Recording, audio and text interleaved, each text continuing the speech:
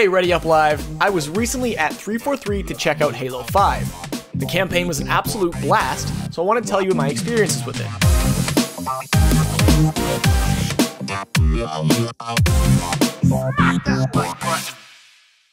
I'm going to go through all the cool new stuff as fast as possible, but if you want to get the full story and all the images, head on over to ReadyUpLive.com. Yes, this will likely get quite spoilery, so you've been warned. Guardians in Halo 5 are massive, and they're somehow responsible for cataclysmic events happening across the galaxy. Check out these tiny dots. They're Chief and some Prometheans. The Didact is bigger than you thought, right? But what's this? This is a new Promethean enemy class called the Promethean Soldier. I only saw a glimpse of it, but it looks like it's super fun to fight against. This is the Space Needle in Seattle, 605 feet. This is a Guardian, 4,635 feet. Big. Very big. You want renders, baby? I have renders. Here's Buck. You've seen him before, but not this close. Look at this detail. Locke, another one you've seen before. But here's Spartan Vale. Definitely the odd one out in terms of loadouts. And Tanaka. The details on these characters are just awesome. Halsey will of course make an appearance in Halo 5 without her arm. On Chief's team we have Fred, Kelly, Linda, and the man himself. Through the names of these files we learn a bunch of locations that Halo 5 will take place in. First up here is Fathom Depths. Just like the Fathom multiplayer level, we visit this location in campaign. Kamchatka, Meridian Delve, and Sanghelios. This is called Sanghelios Core, Sanghelios Sanctuary, and Sanghelios Stonebound. Let's dive into my gameplay experience, shall we? Again, if you want really in-depth details, hit the link in the description. I'm just gonna go over the general stuff. We played the second mission in the game, titled Blue Team. It opens with Blue Team flying through space with jetpacks, dodging asteroids and debris. As they approach an abandoned Oni research facility called Argent Moon, they shoot the windows and land inside in perfect formation. Covenant draw their weapons but are quickly sucked out into space as Chief and crew use thrusters to stay stuck to the floor.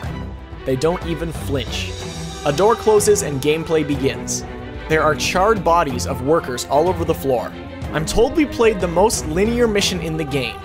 It felt like Halo 4 in terms of the location, but that's apparently the only level like that.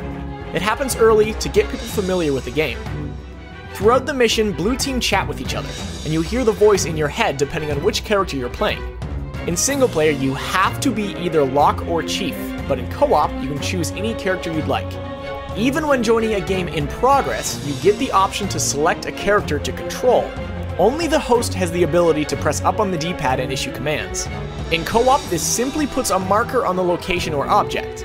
In single player, it makes your teammates pick up weapons, run to cover, enter vehicles, focus on an enemy, etc. We enter an area where a grunt has his back to us. He's mumbling away to himself and it's pretty humorous. The Covenant speak English again and the grunts are, as you imagine them, hilarious. I sneak up behind him and assassinate him. In this area there's a hidden vent. It's an alternate route through the area. If you crouch through it, you can take the enemies by surprise. I didn't even notice it until my third playthrough.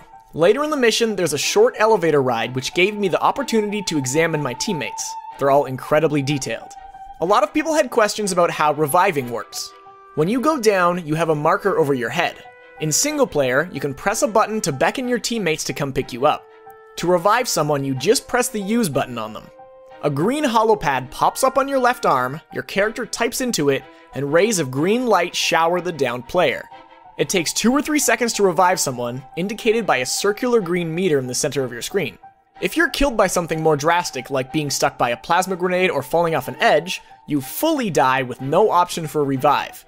Have no fear, as you can still spawn back in normally. You just have to wait for another player to be in a safe area. If you all die, you revert to last checkpoint.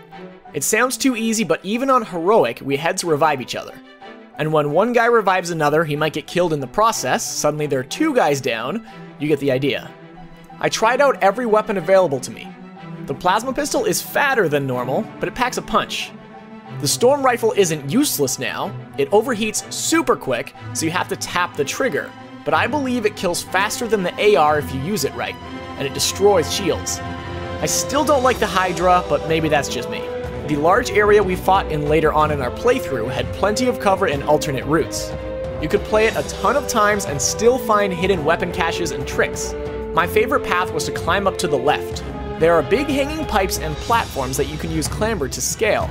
Way above the battlefield, it feels great using a DMR to help out your buddies down below. You could also run straight up the middle, or do some jumping on the right side. It was great to hop around and see what I could reach. After killing some sword elites, which, by the way, having 2 players Spartan charge him at the same time was an insta-kill. It felt badass. We moved on to the next room. It's a small room with a rusty bridge. Walking across it, a hunter falls from the ceiling and breaks the bridge in half, sending you falling into the darkness.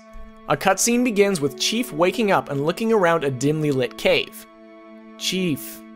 A hauntingly familiar voice beckons him. He searches for the source, finding Cortana's chip, but it disappears, because it's only a vision. John. Chief turns around and walks to the edge of a cliff face. In the distance on a rocky outcrop, the silhouette of Cortana struts into view. The domain is open. Meridian is next. You only have 3 days. John. The reclamation is about to begin. A giant creature rises in front of Chief. It could be a guardian, but it was hard to tell. Chief falls to the floor, bracing himself with his fist. Chief, what's wrong? Cut to black. I replayed this mission at least 4 times. Every time I tried different characters and different tactics. Spawning as Linda with the sniper was awesome. So that was a summary of what I played. It was only about a third of the actual level. Check out all the other videos for tons more info and screenshots, as well as ReadyUpLive.com for even more. Smack that like button for Halo hype, and subscribe for your best source for Halo news.